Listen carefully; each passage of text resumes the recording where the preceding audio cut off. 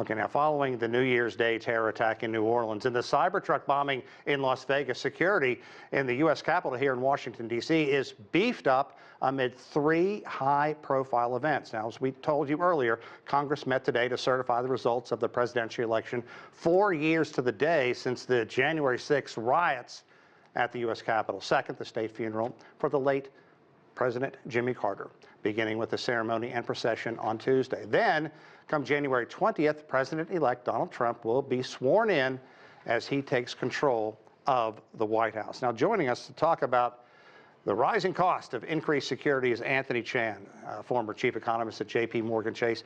Anthony, always good to see you. Welcome back. Thank you for having me. I don't live terribly far from the U.S. Capitol, and it is on lockdown like I haven't seen since 4 years ago. They have all kinds of barriers up, both cement, 2 levels of fences, a number of police officers, as well as Capitol Police. So you get the idea, and this is one area. Talk about the economic cost of heightened security and how it is involved in recent years. And look, this is important because you can't put a price on life. That's right. You can't put our hearts and thoughts and prayers are with the people of New Orleans and certainly Las Vegas. But you're absolutely right. The cost has increased. If you look at the Department of Homeland Security from when it started to the latest expenditures in fiscal year 2024, you'll see that that budget has gone up 5x. You also find that the risk out there to businesses is significant, not only because of terrorism, you also have cybersecurity. But with regard to terrorism, it costs U.S. businesses close to $5 billion a year just to meet the regulations of keeping their businesses safe. And then the average company, average large company is spending almost $2,000 per employee when you look at those expenditures in order to keep their businesses safe and also keep their customers safe. So there are definitely increased costs, not to mention also costs on the overall economy. Right. Let's not forget that.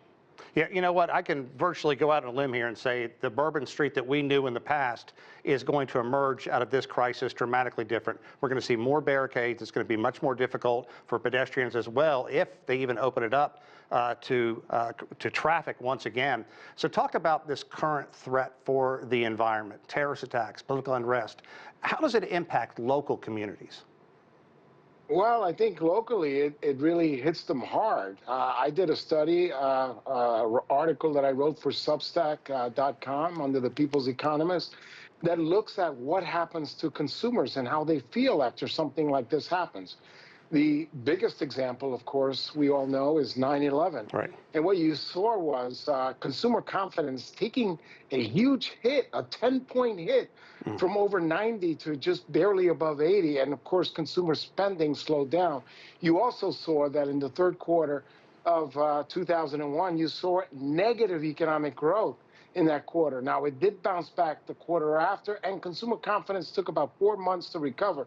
But locally, to address your question directly, if you look at cities that rely heavily on tourism, like New Orleans, New York City's Times Square, people get nervous. And if they're nervous, they're less apt to go and they're less apt to spend money. So it does slow down economic growth. And that's one of the reasons why many of these local economies are spending the kind of money and taking the precautions they need to help people feel safe. You know, Anthony, there's a New Orleans connection to what's going on at the Capitol, because after what happened there 4 years ago, congressional members got in General Honore, the famed general who really brought semblance of peace back to New Orleans after Hurricane Katrina, to bring him in to do a survey to say, what can we do better? So security is more visible, it's more pervasive than ever, and look, it's going to be inconvenient for tourists, but you know, it's important. And what are the most significant cost drivers?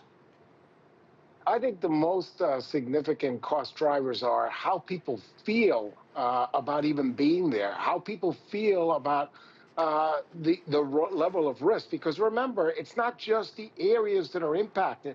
When these things happen, people start worrying about whether they can happen in any other community, because we know that after 9/11 and all the years we've gone through, we have seen these terrible acts, not just in the major metropolitan areas, not just in the major tourist spots, but we've seen them in the malls and things like that. Yeah.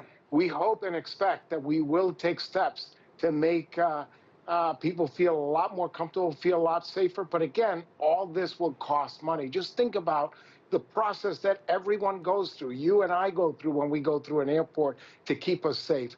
It is not the same world that we had before 9/11. You know, and also I have to talk about private companies because we go back to the heinous killing of the CEO of United Healthcare.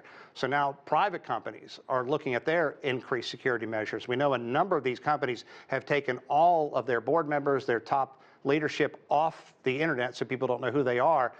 So how does this need for increased security impact bottom lines?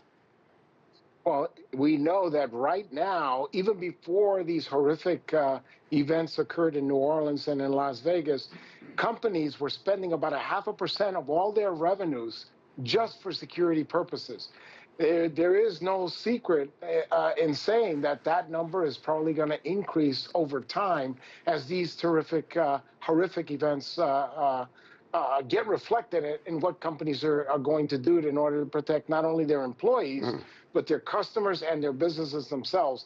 And again, that squeezes profit margins, that impacts the stock market. But more importantly, we should not lose sight of the fact of the impact on the victims' families and the victims themselves. That's even more important. Exactly right. We're talking about people who are, their families will never be the same. So let's talk about this balance, if you will, because there are going to be rising security costs. Virtually every year, some kind of heinous attack occurs, and then they go and plan, okay, how are we going to deal with this? Las Vegas is going to have to deal with it after the Cybertruck exploded. Talk about how difficult that is, because you have to make things safe, no matter how much money it costs. So what does it do to the bottom line of a community, and are these costs built in? These costs are going to continue to increase, unfortunately. And what that means is that it means that the cost of services and goods are going to be a little higher. This has a potential inflationary impact. And it's not just inflation. It means that it hurts our standard of living, because to the extent that we have to spend more resources in trying to keep us safe, it means that the cost of these goods and services are more expensive. It means that for a given level of income, we basically have to pay more to protect ourselves. That lowers our standard of living. Of course, if the result is that we're safer, we're more than happy to pay for it. But it does squeeze bottom lines. It does put upward pressure on the cost of these goods and services, and there's no way around it. Okay, Anthony Chan, I see you're in Honolulu. I'm hoping that is on vacation. Thanks for taking time, and please stay safe and have a great time out there. Thank you.